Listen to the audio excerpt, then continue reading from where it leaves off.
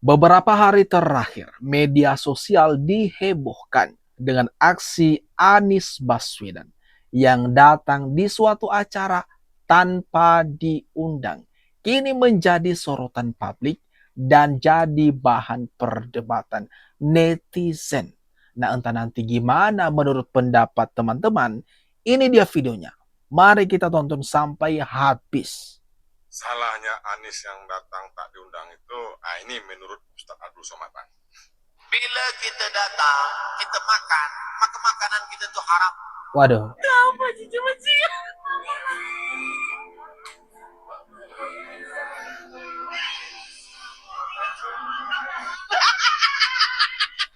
Viral heboh di media sosial. Media sosial dipenuhi dengan kabar Anies Baswedan yang datang tanpa diundang oleh Demokrat AHY SBY di acara Halal Bihalal. Di sini kita lansir dari Detik News, teman-teman. Buka-bukaan Demokrat, Anies datang temui SBY AHY tanpa diundang. Lalu, kalau berdasarkan pernyataan UAS atau Abdul Somad, Ustadz Abdul Somad, katanya itu makanan haram kalau kita datang tanpa diundang. Ini gimana kalau menurut pendapat kalian, teman-teman? Komen-komen di bawah. Demokrat kena prank dari musang berbulu domba. Terus saya kok ingat musang berbulu domba. Ini kan peribahasa yang lama ini. Ingat saya, waktu kita sekolah di SD SMP pernah belajar banyak sekali peribahasa. Tapi musang berbulu domba itu di depan bersikap baik, manis, lembut, penuh persahabatan. Tapi di balik itu kalau kita lemah dan lengah, jadi lengah ini, kita akan dicaplok dan dimakan sampai habis. Wih.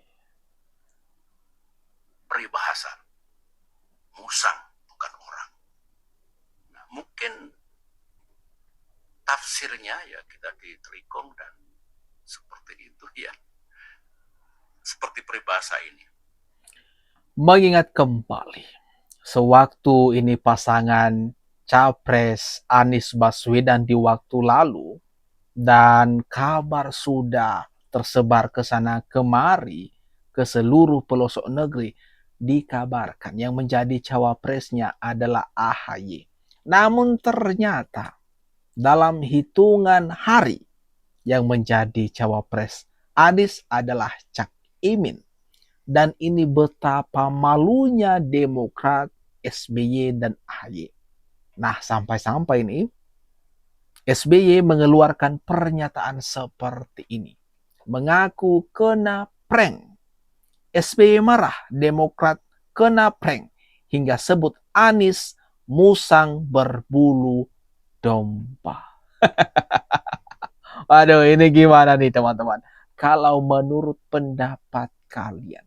Lalu, kalau kita hubungkan sekarang, Anies yang datang tanpa diundang di acaranya Halal Bihalal Demokrat. Kok bisa-bisanya ya?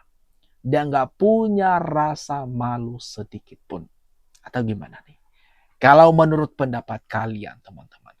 Mari kita ramaikan kolom komentar yang di bawah.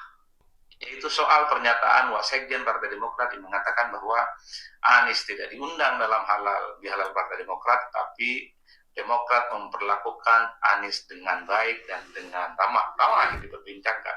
Saya kira ada beberapa hal. Pertama misalnya banyak sekali pihak yang begini kira-kira argumentasinya.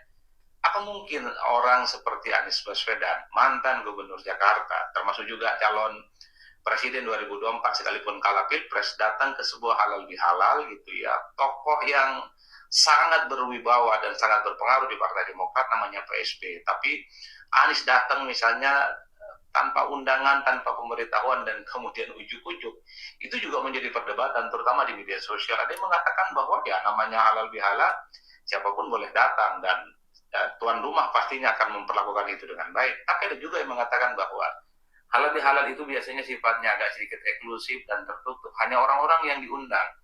atau hanya orang-orang yang diberitahulah yang akan menghadiri sifatnya halal bihalal yang dilakukan oleh siapapun, termasuk yang dilakukan oleh Pak SBY di Cikeas beberapa waktu yang lalu. Jadi perdebatan ada apakah ini diundang, apakah tidak, itu ramai diperbincangkan. Tentu pertanyaan yang paling mendasar adalah apakah mungkin orang yang seperti Pak Anies Baswedan gitu ya, tidak diberitahu ataupun tidak diundang terkait dengan halal bihalal ini, kemudian datang dalam acara itu, nah itu ramai. Ada yang mengatakan rasanya nggak mungkin deh datang tanpa diundang. Atau ada juga yang mengatakan bahwa jangan-jangan diundang, tapi karena mungkin Anies saat ini adalah tokoh oposisi dan Demokrat tidak mau kena getahnya dalam tanda kutip gitu ya, menunjukkan keakrabannya dengan Anies Baswedan, karena apapun Anies per hari ini juga dikucilkan secara politik oleh kekuasaan dan Demokrat tidak mau dianggap sebagai bagian dari kedekatannya dengan Anies Baswedan dan seterusnya dan seterusnya. Itu adalah poin tersendiri dalam perdebatan di media sosial. Nah, kalau menurut pendapat kalian sendiri teman-teman, atas polemik ini yang tengah heboh di media sosial, yang katanya ini netizen terbelah memang teman-teman. Ada yang mengatakan itu kan open house, semua boleh datang tanpa terkecuali. Ada juga yang mengatakan itu harus ada undangannya. Apalagi kan sekelas Anies Baswedan loh, tokoh nasional, pernah menjadi calon presiden meskipun gagal. Tapi masa ya datang sendiri tanpa undangan spesial gitu? Apa enggak malu? Apa enggak gengsi? Atau ada taktik politik yang sebenarnya diterapkan oleh Anies ini? Pendekatan-pendekatan menuju 2029. Ini gimana kalau menurut kalian sendiri teman-teman? Atas aksi berani dari Anies Baswedan ini. Silakan komentarnya di bawah teman-teman. Real Partai Gerakan Rakyat.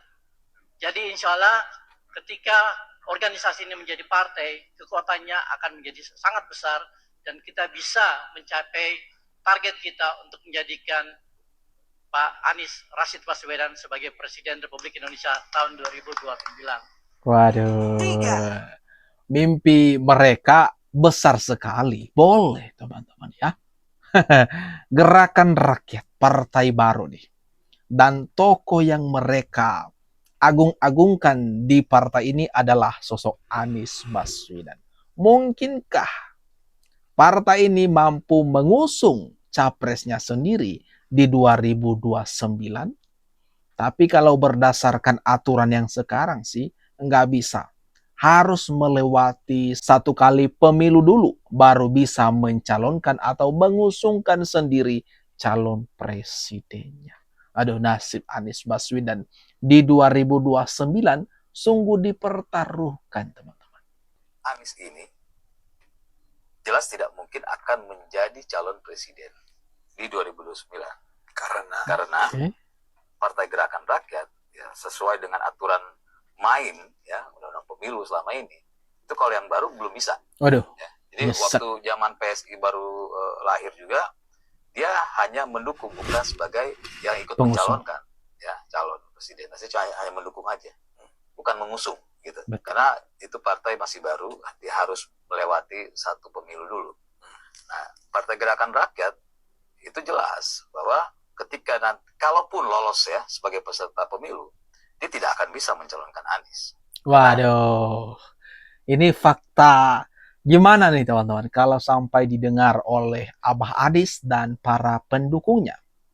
Di sini Anies tidak mungkin menjadi calon presiden 2029 kalau hanya bermodalkan partai baru, Partai Gerakan Rakyat.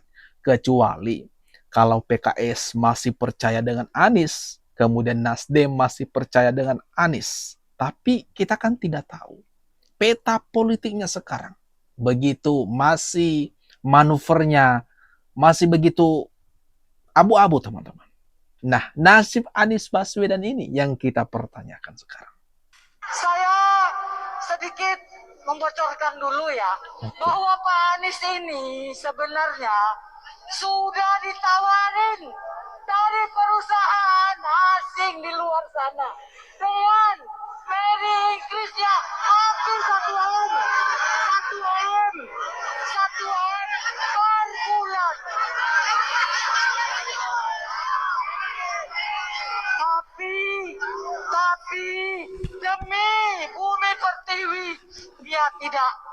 tidak bergeming.